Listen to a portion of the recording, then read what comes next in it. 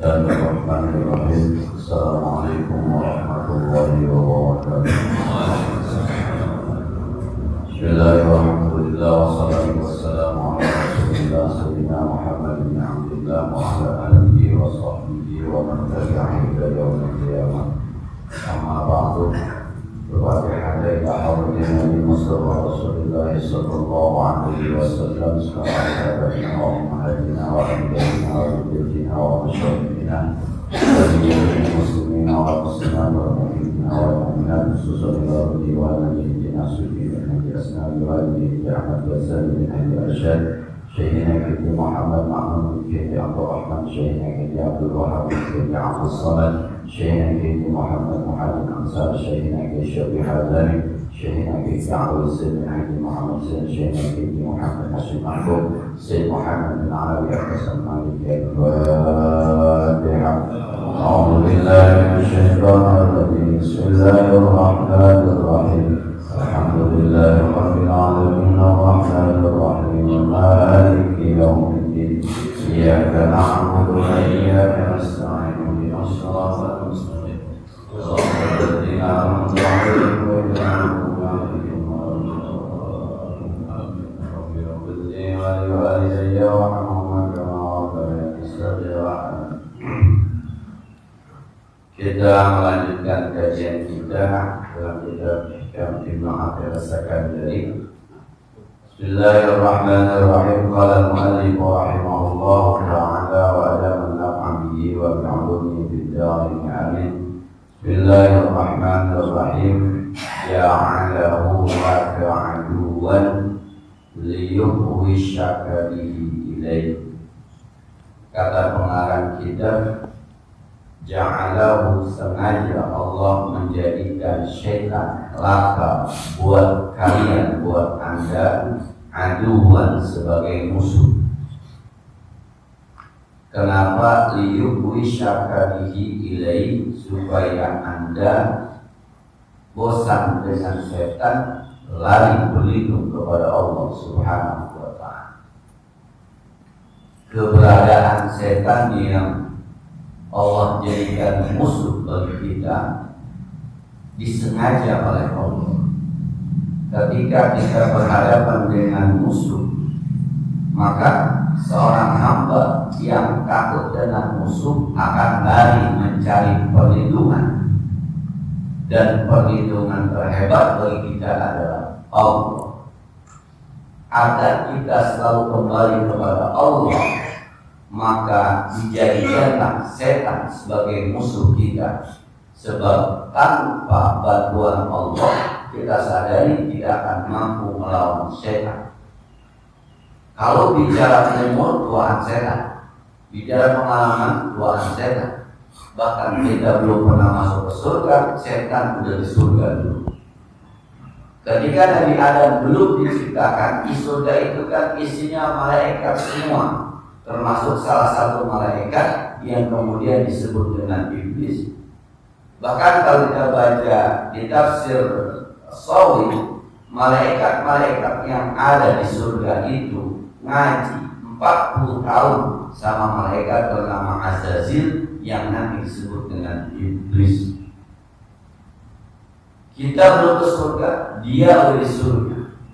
Kalau dalam tafsir Ibnu Katsir, ketika Nabi Adam alaihissalam diciptakan sudah berbentuk manusia, itu dibiarkan oleh Allah selama 40 tahun tidak ditiupkan roh.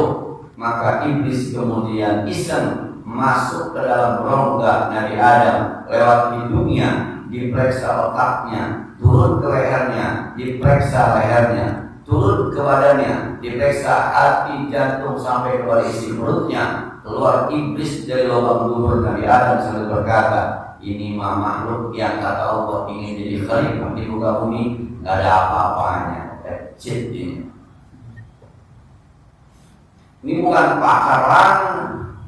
Udah otak kita diperiksa, tenggorokan kita diperiksa, isi perut kita diperiksa. Yang diperiksa tak tentang Abu Bashar, bapaknya manusia, Nabi Adam alaihissalam. Maka untuk lari dari godaan setan itu hanya satu, berlindung kepada Allah Subhanahu wa ta'ala. Maka setan dibikin oleh Allah sebagai musuh supaya kita yang takut dengan musuh berlindung kepada zat yang memang menciptakan musuh itu, Allah Subhanahu wa ta'ala. Ada sebuah ayat Al-Quran, wa an laysa lahu sultanun 'ala alladziina aamanu wa 'ala rabbihim yatawakkalun. Setan tidak punya kekuatan untuk menggoda orang-orang yang beriman dan orang-orang yang bertawakal kepada Allah Subhanahu wa ta'ala. Maka orang yang lari kepada Allah, tawakal kepada Allah, beriman kepada Allah tidak akan mampu diganggu oleh setan. Di ayat lain setan pernah bersumpah, wa izzatika la ughwiyannahum ajma'in.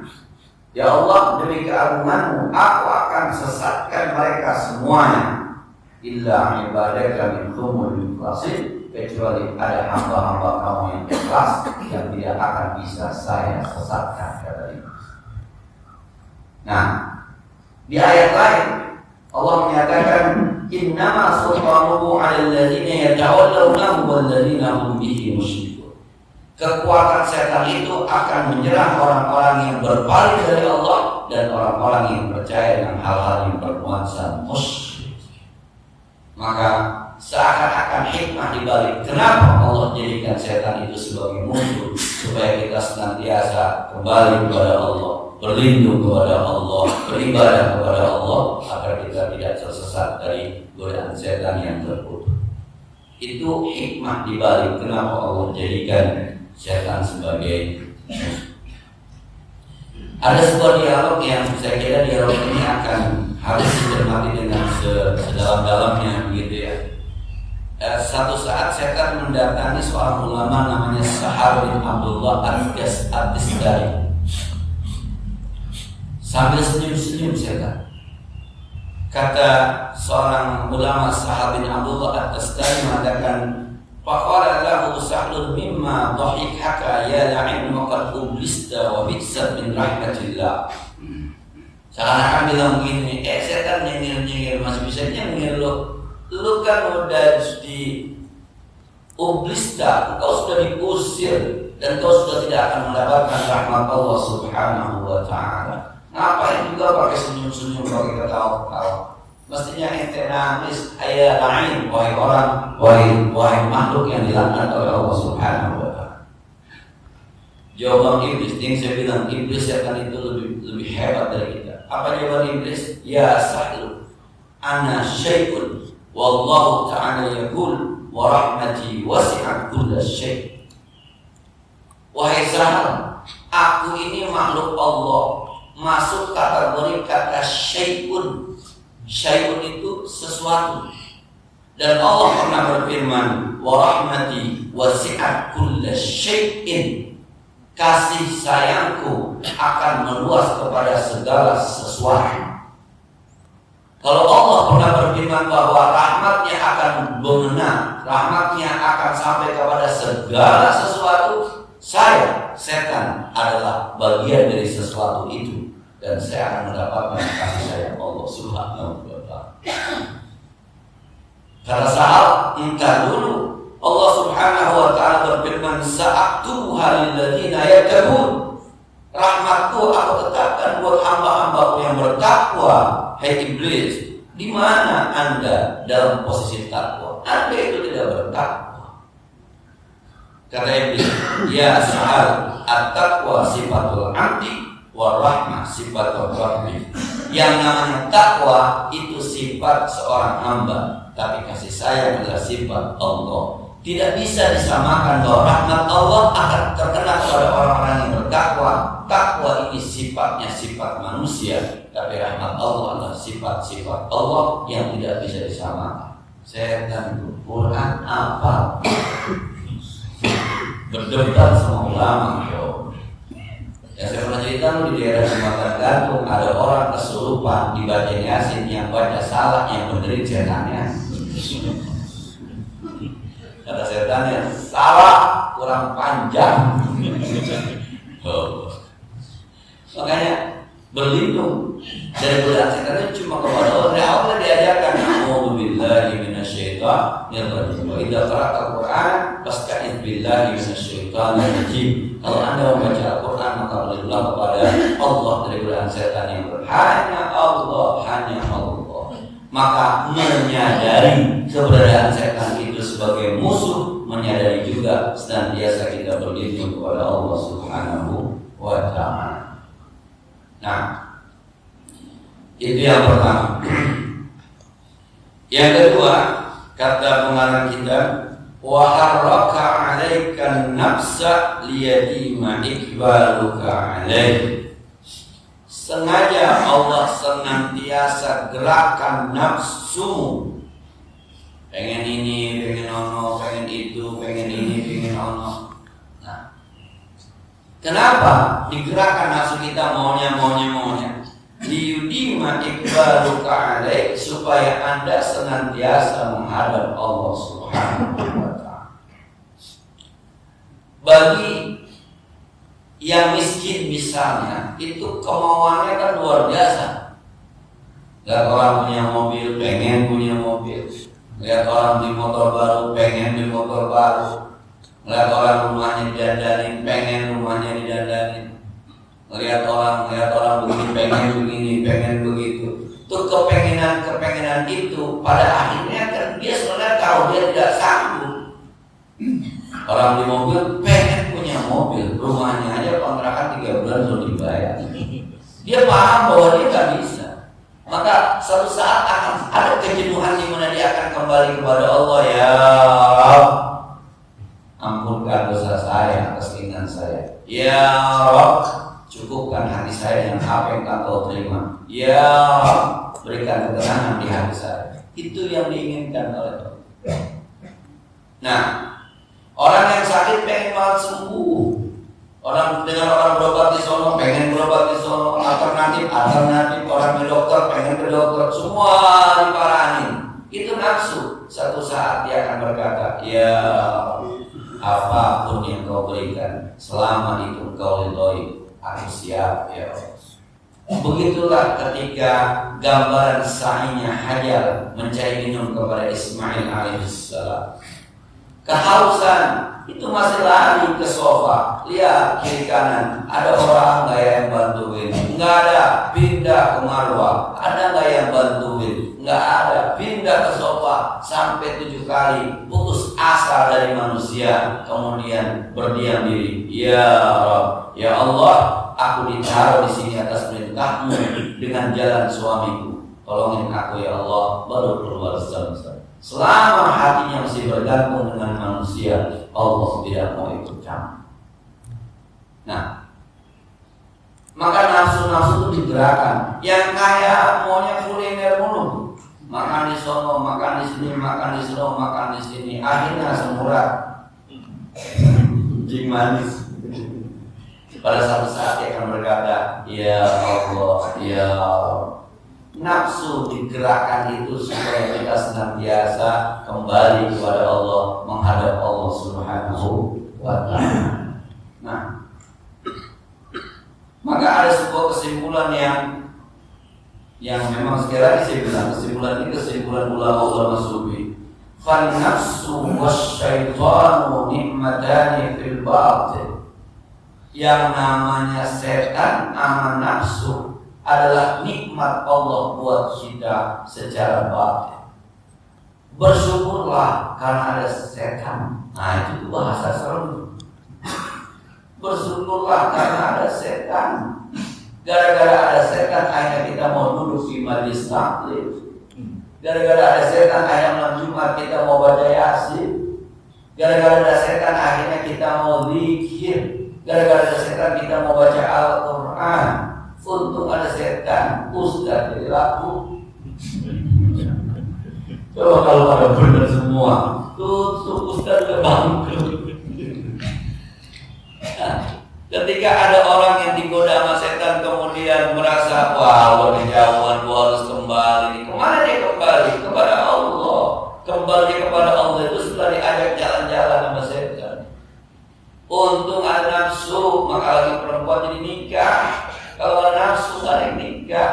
Untung ada nafsu, maka keberadaan manusia sampai sekarang lagi, bunting lagi, lahir lagi. Ada nafsu. Kalau ada nafsu, ibu-ibu kapok lahir. Karena ada nafsu, hari ini jerit-jerit dia lahir, aduh sakit, dioperasi sakit. Kalau besok bunting lagi. Satu sisi itu merupakan nikmat, satu sisi. Untung ada nafsu, maka pedagang-pedagang pada laku karena kita ada nafsunya. Dari mulai yang paling kecil, nasi uduk di Rawai enak kali ya, nasi uduk di Pondok Sami enak kali ya, nasi uduk yang memang di Gondrong nasi uduk mah. Karena ada nafsu itu maka orang dari nasi uduk jadi pada laku. Maka kesimpulannya, setan dan nafsu itu secara batin adalah nikmat buat kita. Gara-gara ada nafsu, gara-gara ada setan, kita mau mendekat kepada Allah Subhanahu wa Ta'ala. Nah, idlaulahuma ma taharraka ilaihi wa la taharraka siruka ilaika. Kalau tidak ada nafsu dan tidak ada setan, mungkin kita tidak bergerak untuk mendekatkan diri kita kepada Allah Subhanahu wa Ta'ala. Karena memang sudah diatur begitu baiknya oleh Allah Subhanahu wa Ta'ala. Saya teringat komputer jadinya. Sengaja apa ada sih komputer dikalahin virus itu? Selalu ada virusnya, selalu ada virus. Sengaja atau tidak itu, ada virusnya atau tidak itu. Akhirnya orang-orang yang punya komputer berhati-hati takut ada virusnya. Yang punya komputer kadang-kadang harus di-upgrade supaya hilang virusnya dan sebagainya dan sebagainya. Gara-gara itulah kemudian maka kita nih kehidupan jadi berjalan karena memang ada setan. Ada yang nafsunya memang lari, akhirnya keselewat tukang mulut, ada rezeki. Kalau nggak ada yang keselewat tukang mulut ngaku. Ada yang mau makan belum makan, akhirnya sakit dokter, dapat rezeki. Rumah sakit ada rezekinya, perawat ada rezekinya, tukang obat ada rezekinya, tukang parkir ada rezekinya di rumah sakit. Tukang buah di samping rumah sakit ada rezekinya, tukang gorengan masih ada rezekinya. Karena ada setan yang menggoda orang makan. Maka kesimpulannya sebenarnya katanya ada 4 musuh kita. Pertama musuh kita adalah dunia. Dunia memusuhi kita, senjatanya adalah liqa'ul khalqi. Ketika kita sering bertemu dengan makhluk, bertemu dengan manusia, berkumpul dengan manusia, maka godaan dunia luar biasa. Nah, saya sering bercanda sama ibu-ibu, gara-gara ibu-ibu sering bertetangga ke rumah saudaranya, maka akhirnya dunia ikut di dalamnya. Pulang ke rumah, bang, kompor kita ganti bang. Tetangga kompornya bang bagus banget bang, apinya biru bang. Kompor kita mah apinya masih kuning bang. Tinggalan itu gara-gara sering bergaul. Nah, padahal kuning sama biru air mendidih tetap mendidih. Sedang orang lagi mau kuning mau biru yang penting matang. Enggak, karena sering bergaul tuh itu godaan dunia. Kita orang lagi sering bergaul suka curhat gitu-gitu tuh. Ada yang ngomong, bini begitu. Tambahin, pengen juga akhirnya punya dunia. Nambah bini. Karena sering bergaul. Kalau pernah bergaul mah ada cerita semacam itu dunia. Maka wajib untuk benteng itu wajib al-khuluwah, sering-sering menyendiri, jangan banyak-banyak bergaul. Bergaul ngaji cakep, bergaul ketika sholat jamaah cakep, bergaul ketika ada kegiatan masyarakat cakep. Tapi kadang-kadang bergaul pada sesuatu yang tidak baik, yang tidak ada manfaatnya, itu kadang-kadang dunia bermain. Nongkrong-nongkrong ada mobil lewat, tahu berapa tuh mobilnya? Kalau mau mobilnya, buka pintunya nggak pakai kuncinya, mak kita teriak gitu, buka pintunya. Ada aja yang begitu. Ada mobil begini, ada motor begitu. Akhirnya kita pengen punya itu gara-gara sering ngumpul, gara-gara sering berkumpul. Bukan nggak boleh bergaul, tapi yang baik. Yang kedua musuh kita adalah nafsu. Apa senjata nafsu? Al-kalam, sering ngomong, banyakan ngomong. Banyakan ngomong, kadang-kadang omongannya nggak beres, dibeliin sama orang marah, nafsu. Maka obatnya adalah as-sumtu, banyak diam, jangan sering ngomong. Orang pendapat dengerin aja, mau benar mau salah dengerin aja. Sebab ketika orang salah kemudian kita benarkan, yang dibenerin belum tentu mau. apalagi urusan yang sifatnya sangat-sangat krusial. Kayak sekarang nih pilpres nih antara nomor 1 sama nomor 2. Nomor 1 ngomongin nomor 1 biarin aja, yang lagi jadi demen. Apa yang kalau demen mau bagus aja enggak. Dulu ada almarhum biasanya dia, maka jika dibalut cinta dia buta terhadap yang nista, tapi maka kalau dibalut benci dia hanya melihat yang keji-keji. Kagak demen namanya nomor 2 jelek aja. Begitu juga dengan nomor 2 udah cakep aja nomor 2, yang nomor 1 jelek aja. Kalau nomor 1 sama nomor 2 ngadu omongan kayak di TV itu berantem mulu berantem. Dan itu biasanya nafsu ingin menyatakan bahwa saya paling benar. Nah, bahkan dalam beragama saja kata Nabi, iyyakum wa ta'ammuqa fiddin, hati-hati kamu kebangetan dalam beragama. Fa innallaha ja'alahu sahlan, sebab Allah sudah menjadikan agama ini mudah, maka lakukanlah sesuai dengan kemampuanmu. Kita ngaji nih, ngaji masing-masing kita kan ngaji, ada yang ranking 1, ranking 2, ada yang ranking 1 dari bawah. Murid 30, ranking 29 dari bawah. Maka fasenya beda-beda. Emang yang bisa ngaji pakai fase, alhamdulillah nggak pakai maksa kan? Alhamdulillahirabbil alamin, arrahmanir rahim. Mungkin ada yang seperti Imam Sudais, ada yang seperti Imam Al-Mu'akkili, bisa tuh. Tapi ada orang-orang yang maksa, udah kagak bisa maksa gitu. Itu kebangetan dalam agama. Ar-Rahmanur Rahim. Pada akhirnya nggak begitu aslinya.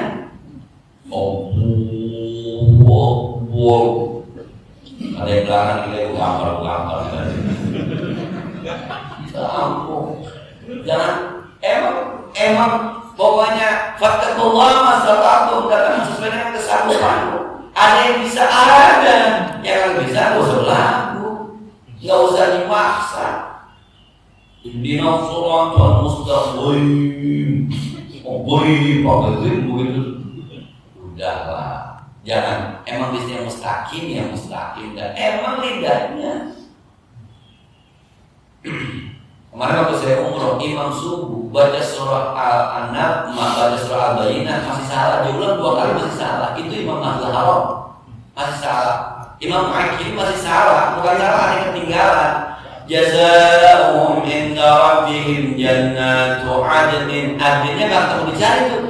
Jannatun tajri min tahtiha al-anharu khalidina fiha.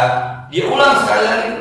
Jazaa'uhum inda rabbihim jannatun tajri min. Enggak ketemu adnnya. Dicari.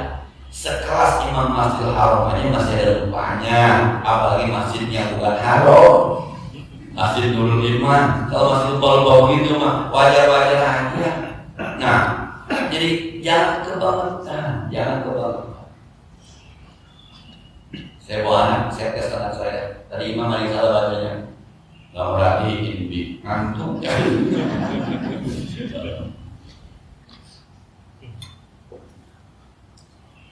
Itu nafsu itu senjatanya adalah omongan.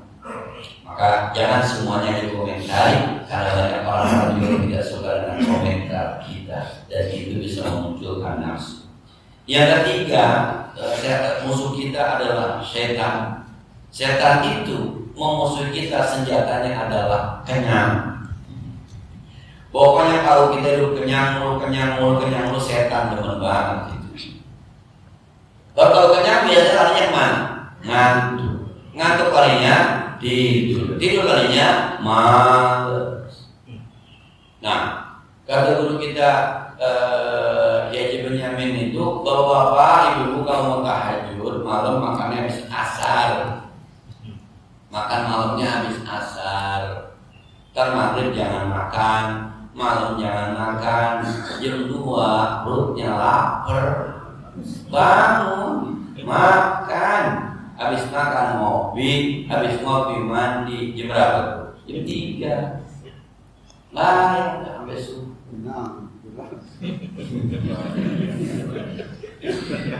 Kita habis asar makan, maghrib nambah, isya pakai tahlil, besek saya makan lagi, bablas.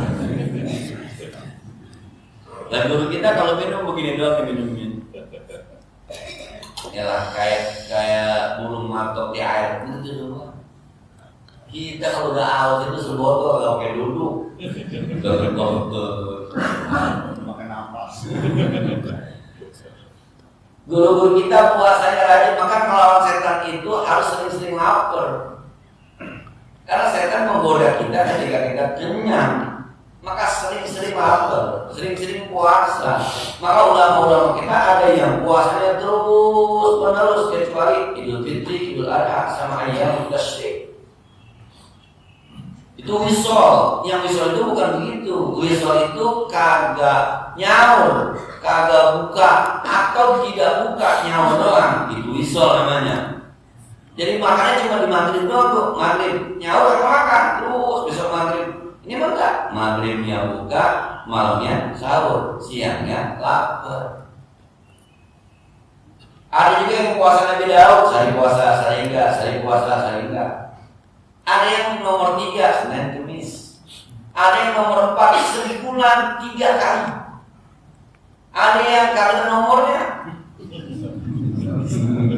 Ya buat aja mah itu. Ramadan jadi depan. Ramadan depan. Amal kita doang jadi orang Islam. Ramadan depan. Tanya teman-teman yang biasa puasa Senin Kemis, yang biasa puasa Nabi Daud, ketemu Ramadan biasa-biasa aja. Sebab Senin Kemisnya nyaurnya biasa, nggak pakai masak, nggak pakai apa, cukup air teh sama roti, cukup teh manis sama keripik, cukup selesai bisa. Maka ketika Ramadan itu tidak ada istilah munggah. Kalau kita kan munggahan besok nyaur pertama pakai daging, yang namanya nyaur bapak ibu mau pakai apa juga nggak nafsu. Yang namanya nyaur orang malah kenyang. Nah, tapi sekali lagi melawan musuh yang namanya setan adalah dengan banyak-banyak melaparkan diri, puasa. Yang ketiga musuh kita adalah nafsu. Silahuma an-naum, senjata nafsu itu adalah tidur, maka melawannya dengan banyak-banyak begadang. Kalau banyak tidur udah. Wa minal laili fatahajjat bihi, itu melawan nafsu. Mana hujan, gede, adem, luar biasa. Maka betul kan Nabi al-Islamu gharib. Dulu Islam datang asik, nanti akan kembali lagi dianggap asik. Ini kan kita orang-orang asik, Pak. Kalau orang dosen bilang subuh-subuh, ini hujan-hujan, udah ke masjid pagi-pagi. Jaga kalau ada bohong. Subuh-subuh yang enak, hujan-hujan tidur, mana limpur. Orang asing semua nih. Tuba, maka beruntunglah orang-orang yang dianggap asing. Bersyukurlah. Malam sedang tidur dan enak-enak bangun tahajud asing. Mana lagi mimpi, punya rumah gede, bini cakep. Jadi bangunin mimpi. Dulu saya ada punya murid nanya, Pak Ustadz, kalau saya ngimpi megang-megang perempuan doang, terus keluar mandi enggak? Saya bilang lu ngimpi menanggung yang megang-megang doang, kau ada sekarang orang ngimpi sih, ada dosa. Tadi cengeng banget megang-megang aja bikin nangis. Pokoknya intinya keluar mandi, mau mimpinya megang ke, mau mimpinya mudah-mudah ke. Kalau sampai keluar mandi, hukumnya mandi, judulnya adalah keluar mandi. Cuma saya bilang lu nanggungin mimpi cuma megang doang, ngimpi sih, ada dosanya mimpi. Jadi sekali lagi, yang pertama kenapa Allah menjadikan setan itu sebagai musuh agar kita senantiasa berlindung kepada Allah. Kenapa Allah gerakan nafsu kita supaya kita senantiasa kembali kepada Allah. Sebab sehebat-hebatnya nafsu suatu saat akan ada jenuhnya dan kita akan menyadarkan diri bahwa diri kita ini adalah salah. Saya pernah sampaikan, saya pernah satu saat itu waktu zaman-zaman dulu, zaman-zaman jahiliyah, diundang ceramah itu semalaman bisa 3, subuhnya ada lagi, habis zuhur ada lagi. Meriang kita bilang gitu. Sambil meriang saya bilang begini dari saya, gue nyari apaan ini ya, sampai sebegininya. Kalau dakwah nggak begini, kali dakwah ini kayak gue nyari amplop, nyari parcel ya. Dan saat itu ada kebanggaan di sini ada kebanggaan. Ya mohon maaf usia-usia 28, 30 itu usia-usia begitu. Maka penceramah-penceramah yang umurnya masih muda memang gerakannya luar biasa. Saya pernah ngalamin saat semacam itu. Sampai saya berpikir, gua nyari apa sesungguhnya. Kalau saya diundang kemudian saya kata bisa. Kemudian kan ada orang lain yang bisa menggantikan saya. Siapapun itu kan sama dakwah. Tapi rasanya kita bilang begini, udah lu yang kedua, gue yang pertama, mau nggak? Emang nggak bisa bilang gue udah aja. Walaupun ada juga panitia yang bandel. Udah Ustaz nggak apa-apa, kita dua juga ada yang bandel gitu ada. Kadang-kadang jam 11 gue saya tungguin, oh jam 11 ngapain masalah.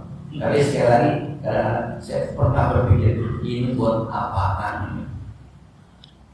Nah, akan ada tuh nafsu kita akan kembali kepada Allah Subhanahu wa Ta'ala, akan ada. Biasanya umur 40, 41 sudah mulai berpikir, sudah mulai turun ke bawah berpikir, ini mau kemana? 40, 41.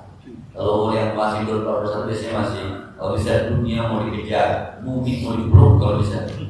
Nanti umur 40, 41, 50 sudah mulai turun omongan semacam itu, dan dia kembali kepada Allah Subhanahu wa Ta'ala.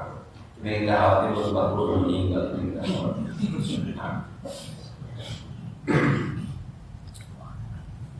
Selanjutnya, kalau Musannif rahimahullah, man athbata li nafsihi tawadhu'an fa huwa al-mutakabbir haqqan. Siapa orang yang menetapkan dirinya sebagai orang yang tawadhu, maka dia sebenarnya sudah sombong dengan sebenar-benar sombong.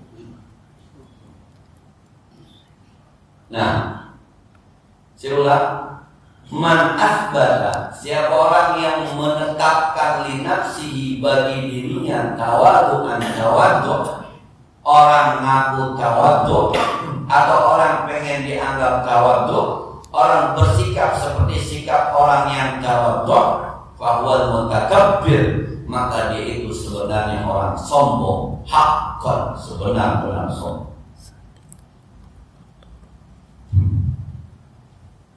Nah, saya ulang, orang yang berlaku seperti perlakuan orang tawadhu.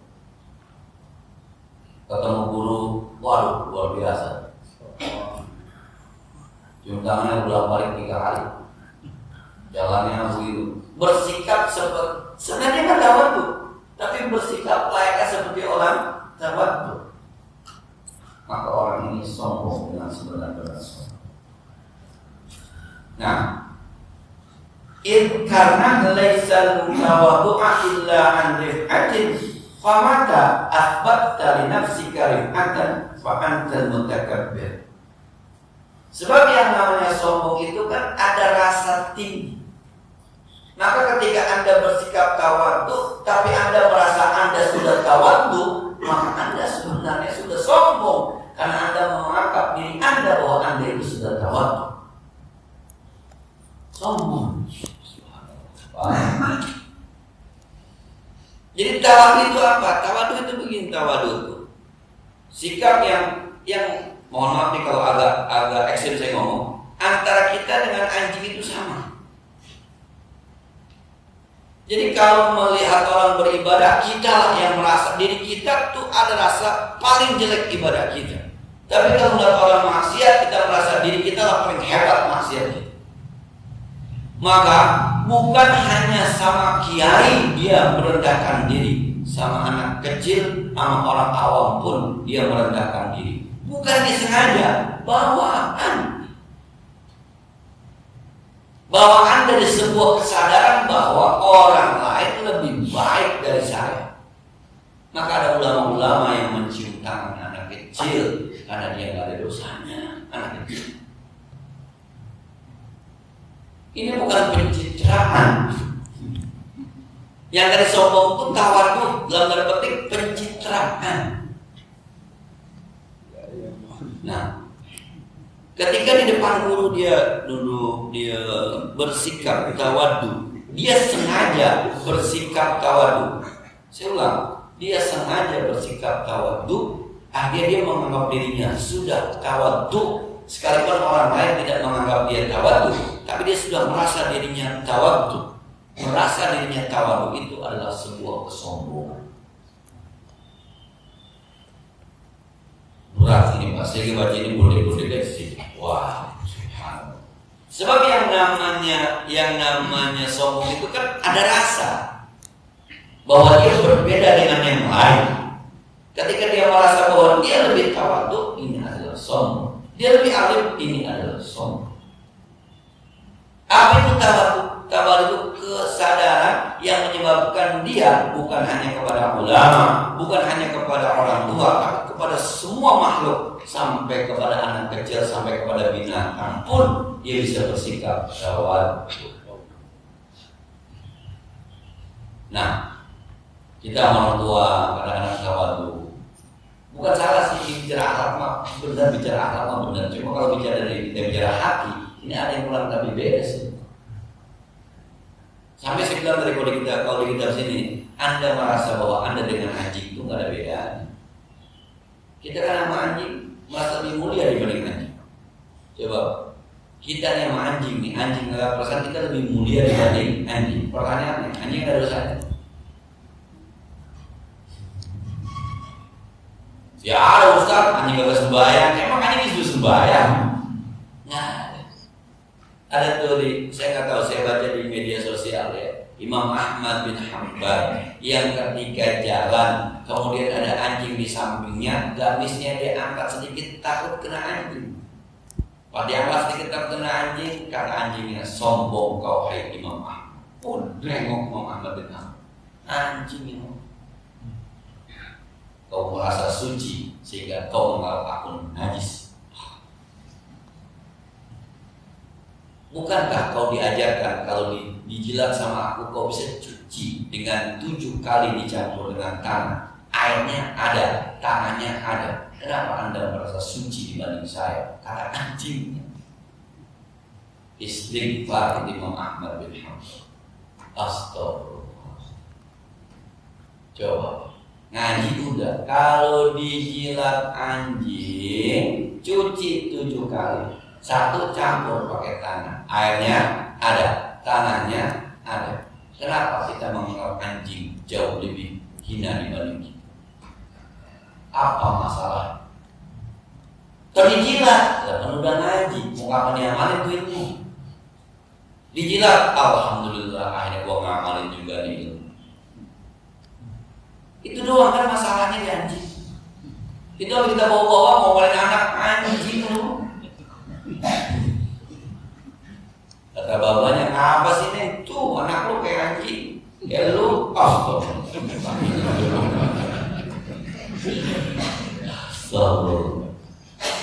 ya ini kalau begini nih, maka kalau ada ulama-ulama yang kadang kita lihat, Syekh Al-Jubri nyium tangan anak kecil, Umar Al-Hafiz nyium tangan anak kecil, kan dia anak kecil tuh nggak ada dosanya dibanding dia. Anak kecil tuh balik nggak ada dosanya, dia kagak sembahyang nggak ada dosanya, dia nggak ngaji nggak ada dosanya. Maka kalau bicara dosa, mendingan dia dibanding kita, lebih mulia dia dibanding kita. Itu tawadu, bukan pencitraan, mereka udah bawahan kesadaran bahwa orang lain lebih baik dari kita. Itu kalau di kita Nasr Ibad ngelihat orang tua, apa dia bilang? Ya enak ya orang tua, ibadahnya udah banyak. Ngelihat anak kecil, ya enak banget anak kecil yang udah ada dosanya. Begitu. Itu kesadaran itu. Maka sama orang tua cium tangan, sama anak kecil cium tangan. Karena dua-duanya lebih baik. Kalau kita kan nggak ngelawan, kita pakai dalil. Enak ya orang tua ibadahnya banyak, tapi dosanya juga banyak, yaitu. Akhirnya kita selalu lebih mulia dibanding orang lain.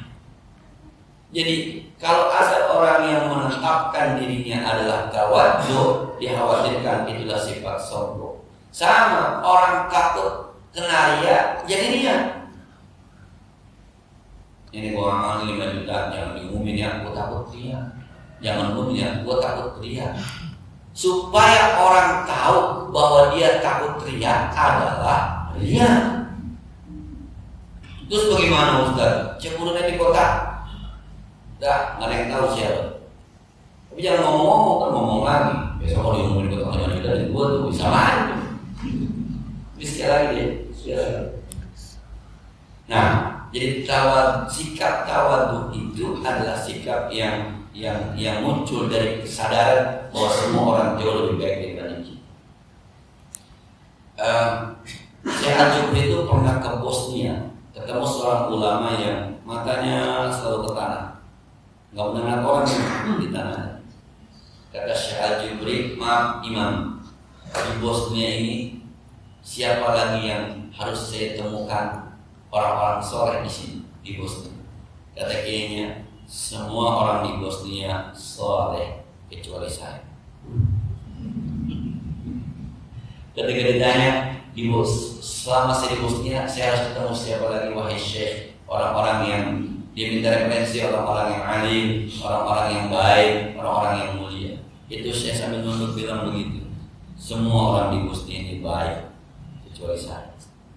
Mohon maaf, Anda salah datang kepada saya, datang kepada orang-orang selain saya, karena orang itu di Bosnia ini orang baik kecuali saya. Ya subhanallah. Kalau kita kan referensi siapa ya kedua pertama, ke si Anu. Kedua yang pertama, bagi cari yang mana kedua dulu. Oh sorry ya.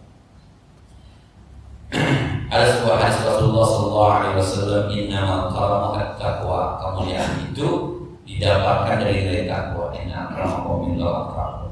Wa inna masyarat at-tawaddu. Tapi bicara syarat kemuliaan yang syarat bahasanya itu diambil dari tawaddu. Wa innamal ghaniyyu al-yaqin. Kekayaan itu sumbernya dari keyakinan. Wal mutawaddi'una fid dunya. Orang-orang yang tawaddu di dunia, hum ashabul manabir yaumil qiyamah. Nanti mereka orang-orang yang akan ditempatkan di mimbar-mimbar Allah pada hari kiamat. Idza tawadda'a al-'abdu rafa'allahu ila as-sama'i as-sabi'ah. Kalau seorang hamba sudah bisa bersikap tawadhu, nanti Allah angkat namanya ke langit yang ketujuh. Wala yazidu tawadhu lil 'abdi illa rif'atan. Ketika seorang hamba tawadhu, yang bertambah kepada dia adalah derajatnya semakin tinggi insya Allah. Fatawadhu, bertawadhulah kalian liyarfa'akumullah, supaya Allah mengangkat derajat kalian. Wa idza ra'aytumul mutawaddi'in min ummati, kalau Anda melihat orang-orang yang tawadhu dari umatku, fatawadhu'lah, bertawadhulah kamu kepada mereka. Wa idza ra'aytumul mutakabbirin, tapi kalau kamu melihat orang-orang yang sombong min ummati dari umatku, fatakabbaru, balas sombongnya alaihim atas kamu. Fa inna dzalika mudhillatul qawm wasillalun bihim. Ketika orang sombong, kita balas dengan sombong, kesombongan kita akan menghinakan dia, kesombongan kita akan mengecilkan dia. Jadi kalau ada orang yang sombong lagi. Kata kabur kalau berkabur sadaqah, sebab sombong sama orang yang sombong sedekah. Kata yang perempuan, laki gua mau bikin rumah, masa lo pakai kolam renang? Lebar banget ya, kata yang perempuan. Yang satu ngomong, laki gua pengen bikin rumah tapi kalau sepak bola. Nah pakai kata, dia mau berkolam renang, mau sepak bola, lebaran dikit-dikit. Lalu kan dikit dia sombong-sombongnya aja. Ada kan orang yang kadang-kadang dikit-dikit banggain hartanya, dikit-dikit banggain keturunannya, dikit-dikit banggain prestasinya ada. Karena Nabi, kalau Anda ketemu orang yang tawadhu, bertawadhulah, mudah-mudahan Anda tertular tawadhunya. Kalau Anda orang yang sombong, tiap hari sombonglah, sebab sombong itu bisa menyadarkan diri. Intinya, yuk sama-sama kita menyadari. Pelajarannya sudah ya, tawadhu, tinggal menyadarinya, kemudian mundur kepada sikap kita. Sebab yang kita khawatir ketika kita bersikap tawadhu, sesungguhnya kita sedang bersikap sombong di sisi Allah nilainya subhanahu wa ta'ala. Sebenarnya insyaallah nanti kita akan bersikap berubah tentang tawadhu. Sebagai biasa yang ada pertanyaan dalam kehidupan yang luar biasa. Terima kasih Ustaz. Dalam Al-Quran kan wa ma khalaqtul jinna wal insa illa liya'budun. Kemudian ayat lain, wa idh qulna lil malaikati isjudu li Adam fasajadu illa iblis. Ayat lain, inna syaitan lakum aduwwun mubin. Syaitan. Lalu yang menjadi permasalahan, karena dari tiga makhluk itu kan sangat goib untuk kita. Lalu untuk mengetahui perbuatan mereka itu, apakah ada di dalam diri kita? Terima kasih. Nah, jadi iblis sama setan itu beda pangkat. Jadi bagian dari iblis adalah setan. Kata Nabi, inna syaitana tajri majrad dam.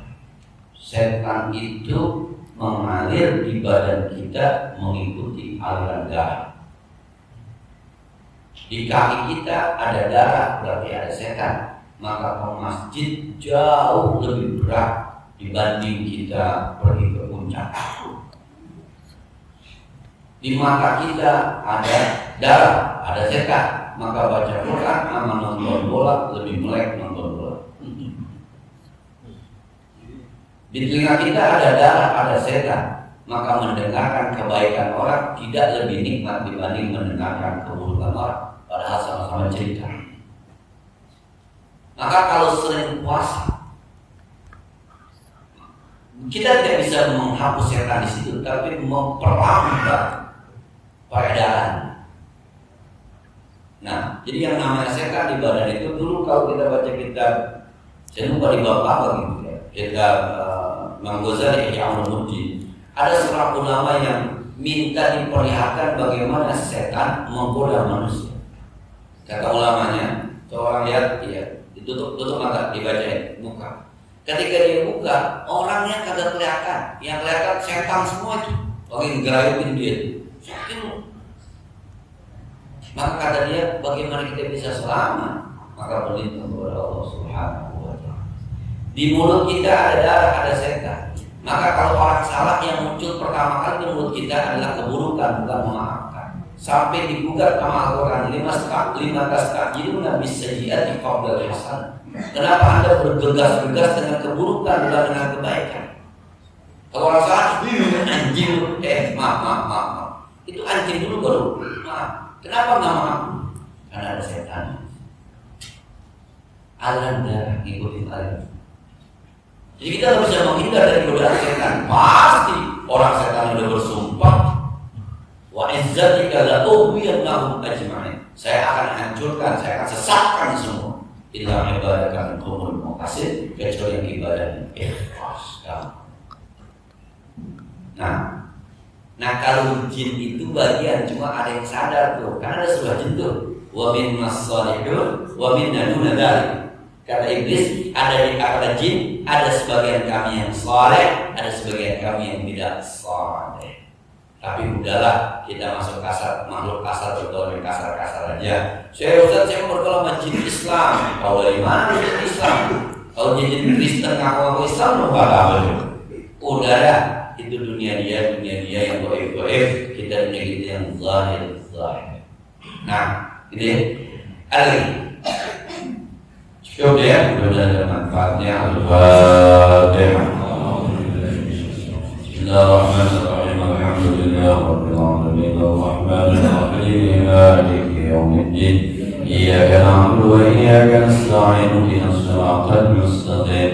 Siratal ladzina an'amta 'alaihim ghairil maghdubi 'alaihim waladdallin. Allahumma shalli wa sallim wa karim وبارك على سيدنا محمد وعلى آل سيدنا محمد. اللهم انفعنا بما علمتنا وزدنا علما ينفعنا. ربنا زدنا علما نافعا وفهما صائبا ولسانا ذاكرا وقلبا شاكرا. اللهم إنا نعوذ بك من علم لا ينفع ومن قلب لا يخشع ومن جوع لا يشبع ومن دعاء لا يسمع ونعوذ بك من هؤلاء الأربع. ربنا اغفر لنا ولوالدينا ولمشايخنا ولجيراننا ولمن عمل علينا. ربنا آتنا في الدنيا حسنة وفي الآخرة حسنة وقنا عذاب النار. صلى الله على سيدنا محمد وعلى آله وصحبه وسلم. سبحان ربك رب العزة عما يصفون. سلام على المرسلين والحمد لله.